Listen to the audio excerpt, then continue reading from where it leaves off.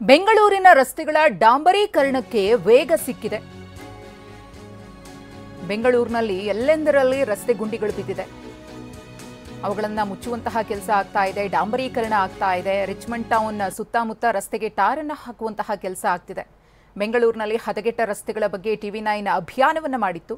ಅಭಿಯಾನದ ಬೆನ್ನಲ್ಲೇ ರಸ್ತೆಗಳಿಗೆ ಟಾರ್ ಭಾಗ್ಯ.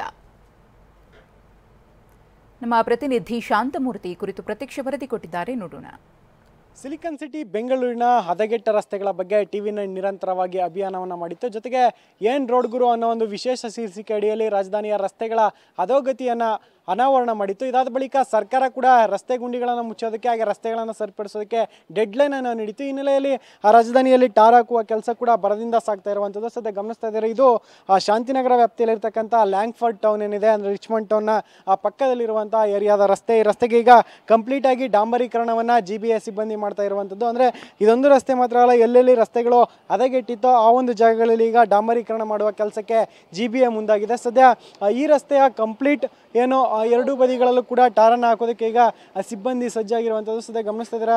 ಈಗ ಟಾರನ್ನು ತಗೊಬಂದು ಲಾರಿಗಳಲ್ಲಿ ಕಾಯಿಸಿ ಆರ್ಟ್ ಮಿಕ್ಸ್ನ ಮೂಲಕ ರಸ್ತೆಯನ್ನು ಡಾಂಬರೀಕರಣ ಮಾಡುವ ಕೆಲಸಕ್ಕೆ GBA ಮುಂದಾಗಿದೆ. ಅಂದರೆ ಈಗ ಹಿಂದೆ ಸಾಕಷ್ಟು ಬಾರಿ ರಸ್ತೆ ಗುಂಡಿಗಳ ವಿಚಾರ ಹಾಗೆ ಹದಗೆಟ್ಟ ರಸ್ತೆಗಳು ಸಾಕಷ್ಟು ಒಂದು ಅಡೆತಡೆಗಳನ್ನು ಅಂದರೆ ಜನರ ವಿರೋಧಗಳನ್ನು ಅನುಭವಿಸಿತ್ತು. ಆ ಹಿನ್ನೆಲೆಯಲ್ಲಿ ಸರ್ಕಾರ ಕೂಡ ಒಂದಷ್ಟು ಡೆಡ್ಲೈನ್ಗಳನ್ನು ಕೊಡುವ ಮೂಲಕ GBAನ ಚಾಟಿ ಬೀಸುವ ಕೆಲಸವನ್ನು ಮಾಡಿತ್ತು. ಈ ಹಿನ್ನೆಲೆಯಲ್ಲಿ ಈಗ ಆ ರಸ್ತೆಗಳಿಗೆ ಟಾರ್ ಹಾಕುವ ಕೆಲಸ ಭರದಿಂದ ಸಾಗ್ತಾ ಇದೆ. ಸದ್ಯ ಈಗ GBA ಸಿಬ್ಬಂದಿ ಕೂಡ ರಸ್ತೆಗೆ ಇಳಿದು ಆರ್ಟ್ ಮಿಕ್ಸನ್ನು ಬಳಕೆ ಮಾಡಿ ಆ ರಸ್ತೆಗೆ ಡಾಂಬರೀಕರಣ ಮಾಡ್ತಾ ಇದ್ದಾರೆ. ಒಟ್ಟಿನಲ್ಲಿ ಇನ್ನೂ 10 ದಿನಗಳ ಕಾಲ ಒಂದು ಡೆಡ್ಲೈನನ್ನು ಸರ್ಕಾರ ವಿಸ್ತರಣೆ ಮಾಡಿರುವಂಥದ್ದು. ಈ ಹಿನ್ನೆಲೆಯಲ್ಲಿ ರಾಜಧಾನಿಯ ರಸ್ತೆಗಳನ್ನು ಮತ್ತಷ್ಟು ಗುಂಡಿ ಮುಕ್ತ ಮಾಡೋದಕ್ಕೆ GBA ಕೂಡ ಕಸರತ್ತನ್ನು ನಡೆಸ್ತಿದೆ. ಜೊತೆಗೆ ರಸ್ತೆಗಳನ್ನು ಸರಿಪಡಿಸೋ ಕೆಲಸಕ್ಕೂ ಕೂಡ ಈಗ GBA ಅಧಿಕಾರಿಗಳು ವೇಗ ನೀಡುವ ಕೆಲಸವನ್ನು ಮಾಡ್ತಾ ಇರುವಂಥದ್ದು.